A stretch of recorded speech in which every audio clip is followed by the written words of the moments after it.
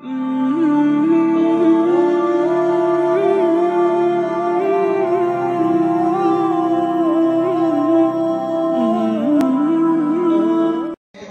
پاکستان 1940 کو منظور ہوئی تو اس کے ساتھ ہی قائد اعظم محمد علی جناح نے مسلم لیگ کے ماہرین پر مشتمل ایک کمیٹی بنائی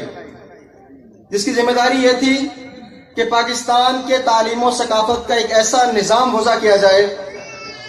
جو کہ اسلامی تقاضوں کے مطابق مرتب کیا جا سکے۔ اس کمیٹی کے ذمہ 3 بڑی چیزیں لگائی گئیں۔ اس میں نمبر 1 تھا نظام تعلیم،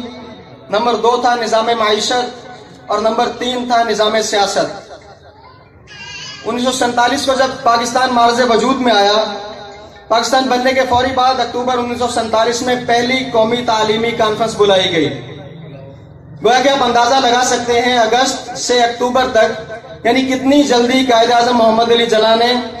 تعلیمی کانفرنس بلائی، جس کا مقصد یہ تھا کہ پورے ملک سے ماہرین تعلیم کو ایک جگہ پہ یکجا کیا جائے، اور ان کی اس کانفرنس کو قائد اعظم نے جو پیغام دیا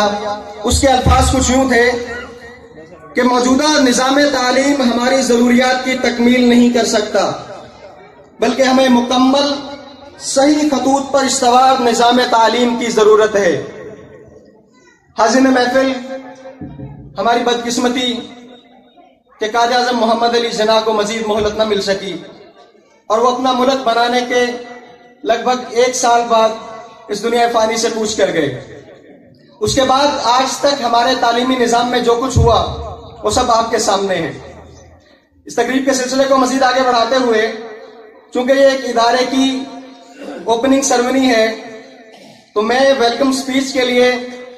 ہمارے بہت ہی ہونہار طالب علم محمد رضوان کو دعوت دوں گا کہ وہ سٹیج پر آئیں اور ویلکم سپیچ پیش کریں۔